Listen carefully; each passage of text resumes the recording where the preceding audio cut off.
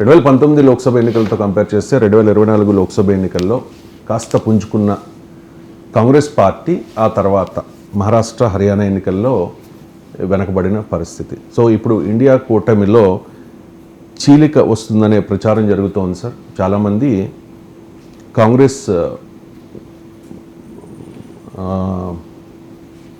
Lead తీసుకోవడాన్ని చాలామంది accept చేయట్లేనట్టుగా తెలుస్తుంది. లాలూ ప్రసాద్ యాదవ్ దీనికి సంబంధించి నిన్న కామెంట్ చేశారు. అలాగే ఇన్నాళ్ళు భారతీయ జనతా పార్టీకి సన్నిహితంగా ఉండి ఇండియా కూటమిలో భాగస్వామి కానీ వైఎస్ఆర్ కాంగ్రెస్ పార్టీ కూడా ఇప్పుడు మమతా నాయకత్వాన్ని బలపరుస్తున్న పరిస్థితి సార్. విజయసాయిరెడ్డి నిన్న మీడియాతో మాట్లాడుతూ ఇదే కామెంట్ చేశారు.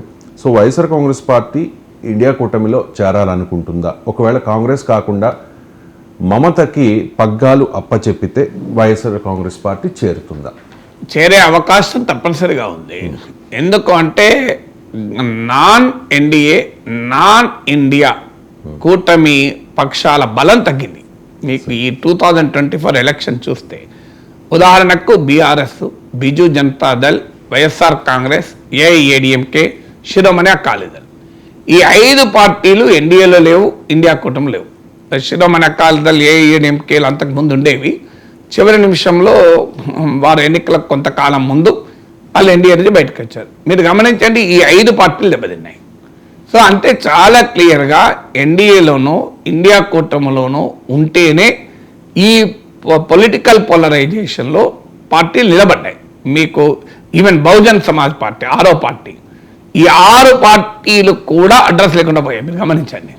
అందువల్ల వైఎస్ఆర్ కాంగ్రెస్లో కూడా ఒక చర్చ ఏంటంటే, మనము గనక ఇండియా కూటమిలో చేరకపోతే ఎన్డీఏలో చేరలేరు. ఎందుకు చేరలేరు అంటే మొదటి నుంచి చేరకపోవడానికి ఓ రీజన్ ఉంది. వాస్తవంగా నాకు తెలిసినంత వరకు 2019-2024 మధ్య కాలంలో తెలుగుదేశం పార్టీని ఎన్డీఏలో చేర్చుకోకముందు అనడు కన్నా చేర్చుకోకముందు, ఎందుకంటే 2019 ఎలక్షన్ల తర్వాత నుంచి చంద్రబాబు నాయుడు సంకేతాలు పంపిస్తూనే ఉన్నాడు. కానీ వాళ్ళు అవుట్ ఆఫ్ కవరేజ్ ఏరియాలో ఉన్నారు. బీజేపీ వాళ్ళు ఎన్నికలకు చివరి వరకు కూడా శిచాపన చేసుకొని పెట్టుకున్నారు. అవుట్ ఆఫ్ కవరేజ్ ఏరియాలోనైనా ఉన్నారు, ఏరోప్లేన్ మోడ్లో ఉన్నారు. అందువల్ల అప్పుడు వైసీపీని అడిగారు. నాకు తెలిసినంత వరకు ఈవెన్ వైఎస్ఆర్ కాంగ్రెస్కు డిప్యూటీ స్పీకర్ పదవి కూడా ఆఫర్ చేశారు. అంతకుముందు ఏఐఏడీఎంకే ఉండే ఆ పదవి. సో బట్ వైసీపీ అందుకు అంగీకరించలేదు. వైసీపీ అనుమానం ఏంటంటే మైనారిటీ ఓటు పోతుంది అని. ఎందుకంటే వైఎస్ఆర్ కాంగ్రెస్కు గణనీయంగా మైనారిటీ ఓటర్లు ఉన్నారు కనుక. కానీ ఆ స్ట్రాటజీ రాంగ్ అని తేలిపోయింది. 2014లో, 2019లో, 2024 ఈ 3 ఎలక్షన్స్ మీరు గమనిస్తే 2014-2024 బీజేపీతో కలిసిన టీడీపీ లాభపడ్డది. 2019లో కలవలేదు, నష్టపోయింది. మరి బీజేపీతో కలవడం వల్ల మైనారిటీ ఓటు టీడీపీకి పోయిందా? సో అందువల్ల ఓవరాల్ పొలిటికల్ కాంటెక్స్ట్ను బట్టి ఉంటుంది. అందులో బీజేపీ మెయిన్ ప్లేయర్ కాదు. ఆంధ్రప్రదేశ్లో ఇతర రాష్ట్రాలు, ఉత్తరప్రదేశ్ లాగానో, ఈవెన్ అట్లీస్ట్ తెలంగాణ లాగానో కమ్యూనల్ పోలరైజేషన్ కూడా లేదు. మతపరమైన అస్తిత్వం కన్నా భాషాపరమైన అస్తిత్వం బలమైంది. అంటే linguistic identity prevails over religious identity. మీరు హైదరాబాదులో ముస్లిం ఎవరు, హిందూ ఎవరని తెలుస్తుందేమో మాట్లాడింది దాన్ని బట్టి. గుంటూరులో తెలియదు కదా. గుంటూరులో ఏం వదినా, ఏం అన్నయ్య, ఏం అక్కయ్య అనుకుంటే మాట్లాడుకుంటారు కదా, హిందూ అయినా ముస్లిం అయినా. సో అందువల్ల మీకు ఆంధ్రప్రదేశ్లో ప్రత్యేక పరిస్థితి. కానీ ఇప్పుడైతే అవకాశమే లేదు. ఇప్పుడు ఆల్రెడీ టీడీపీ బీజేపీలో ఉంది, బీజేపీతో కలిసి ఉంది, రాష్ట్రంలో దేశంలో వాళ్ళు కలిసి ఉన్నారు. ఇక వైసీపీకి ఆప్షన్ ఏంటి? ఉంటే ఎటు లేకుండా ఉండాలి, లేకపోతే ఇండియా కూటమిలో ఉండాలి. అందువల్ల ఇది మొదటి కారణం. ఎన్డీఏ కోమో దారాలు మూసుకుపోయాయి. మీకు ఏదో ఒక కూటమిలో లేకపోతే దేశంలో ఉండే పొలిటికల్ పోలరైజేషన్లో దెబ్బతింటున్నారు. ఇక రెండవ ఫ్యాక్టర్ ఏంటి అంటే టీడీపీ ఒత్తిడి వల్ల మోడీ ప్రభుత్వం ఏమైనా సిబిఐ ఈడీల్ని పంపిస్తుందా అని.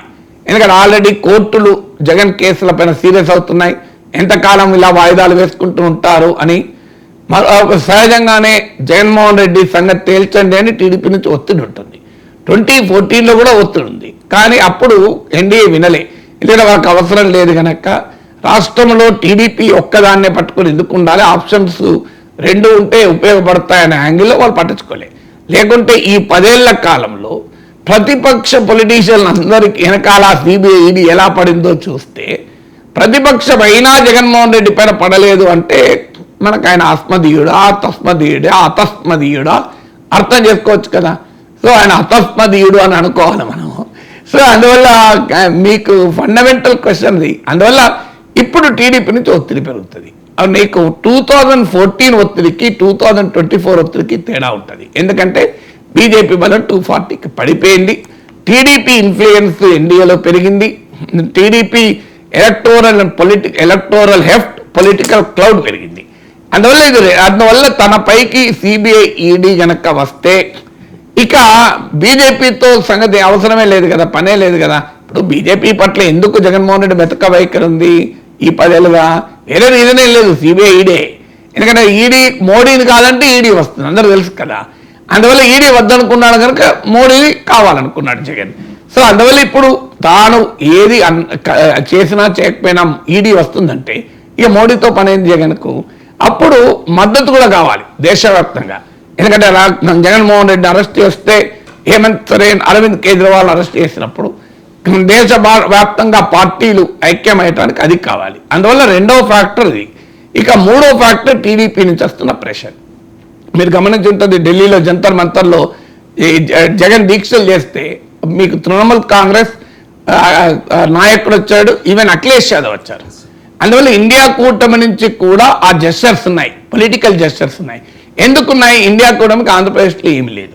ఎన్డీఏలో ఉంది టీడీపీ, జనసేన. కాంగ్రెస్ పార్టీ చాలా బలహీనం. అందువల్ల ఇండియా కూటమికి ఏపీ ఖాళీ ఉన్నది.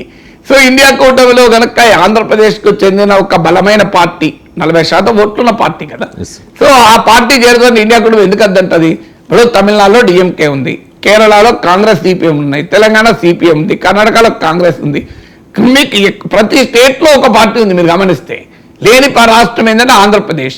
ఈ మధ్య ఒడిస్సాలో కూడా బిజు జనతాదళ్ కాస్త ఎన్డీఏకు వ్యతిరేకంగా ఇండియా కూటమితో కొంత ఐడెంటిఫై చేస్తుంది. కానీ అక్కడ ఒరిస్సాలో కాంగ్రెస్ కూడా ప్రత్యర్థి కనుక బిజు జనతాదళ్కు అక్కడ ఇంకా పాలిటిక్స్ క్లారిటీ రాలే. కానీ బట్ స్టిల్ బిజు జనతాదళ్ గతంలో లాగా బీజేపీ పట్ల అనుకూలంగా లేదు.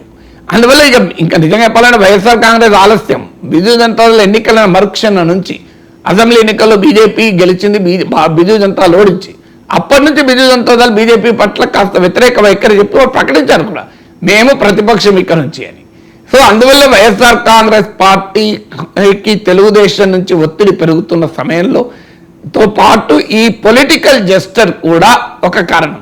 అంటే ఈ పొలిటికల్ జెస్టర్ ఉన్నప్పుడు సహజంగానే మీకు అటువైపు నుంచి అట్రాక్షన్ ఉంది, ఇటువైపు నుంచి సహజంగానే ఆకర్షణ ఉంటుంది. ఇక మిగిలింది ఏంటి? ఇక మిగిలింది కాంగ్రెస్ పార్టీ నాయకత్వంలో ఉంటే ఇండియా కూటమిలో చేరడమా చేరకపోవడమా. దానికి ఒకటి పర్సనల్, రెండు పొలిటికల్. పర్సనల్ ఏంటి అంటే షర్మిల. ఎందుకంటే కాంగ్రెస్ పార్టీకి ఆంధ్రప్రదేశ్లో షర్మిల నాయకత్వం వేస్తుంది. కానీ అది అడ్డంకనే అనుకోను. అది కాంగ్రెస్కి అడ్డంకి కాదు, జగన్కి అడ్డంకి కాదు. అవసరమైతే షర్మిల పక్కా పెడతారు, అవసరమైతే షర్మిల జగన్ల మధ్య సయోధ్యను కుదురుస్తారు. అందువల్ల అది ఇష్యూనే కాదు. పొలిటికల్ ఏంటంటే ఆంధ్రప్రదేశ్లో కాంగ్రెస్ లేదు. అందువల్ల వైఎస్ఆర్ కాంగ్రెస్కి వచ్చే వాల్యూ అడిషన్ లేదు. లేకపోగా కాంగ్రెస్ లయబిలిటీ కావచ్చు. ఇప్పటికీ ప్రజలు రాష్ట్రాన్ని విభజించిన తీరు పట్ల కాంగ్రెస్ పైన కోపంతో ఉన్నారు. అది మనకు క్లియర్గా అర్థమవుతుంది, కాంగ్రెస్ పట్ల కోపంతో ఉన్నారని. అందువల్ల బీజేపీతో కూడా కోపంగా ఉన్నారు. కానీ బీజేపీతో కలిస్తే అభ్యంతరం రాలేదు. కారణం దేశంలో బీజేపీ పాలిస్తుంది కనుక, మోడీ పట్ల, హిందుత్వ పాలిటిక్స్ పట్ల కొంత ఆదరణ ఉంది కనుక బీజేపీ పట్ల ప్రజలు కోపంతో ఉన్నా అది తెలుగుదేశానికి నష్టం కాలేయలే. ఇప్పుడు కాంగ్రెస్తో కోపంతో ఉన్నారు. కాంగ్రెస్ పార్టీ దేశంలో ఇంకా పుంజుకోలేదు. ఒకవేళ పుంజుకుంటే కాంగ్రెస్ వల్ల లయబిలిటీ కాదు అనుకునే అంచనాకు రావచ్చు. 2024 లోక్సభ ఎన్నికల్లో కొంత పుంజుకున్నారు కనుక వైసీపీలో ఈ మార్పు వచ్చింది. ఇంకా పుంజుకుంటారా? ఈ లోపల హర్యానా, మహారాష్ట్ర ఎన్నికల్లో ఓడిపోయారు. అందువల్ల వైఎస్ఆర్ కాంగ్రెస్ ఆచితూచి వ్యవహరిస్తుంది. చూద్దాం అప్పటి వరకు. ఇంత బీహార్ ఎలక్షన్స్ నా అంచనా మహారాష్ట్ర, హర్యానాలో కనుక కాంగ్రెస్ గెలిచి ఉంటే ఇప్పటికే వైసీపీ ఇండియా కూటమికి దగ్గర రాకపోయేది. అఫ్ కోర్స్ నెక్స్ట్ బీహార్ ఉంది, ఉత్తరప్రదేశ్ ఉంది. అక్కడ కనుక ఇండియా కూటమి గెలిస్తే ఖచ్చితంగా వైసీపీ 2029లో ఇండియా కూటమిలో చేరే అవకాశాలు ఎక్కువ ఉంటాయి.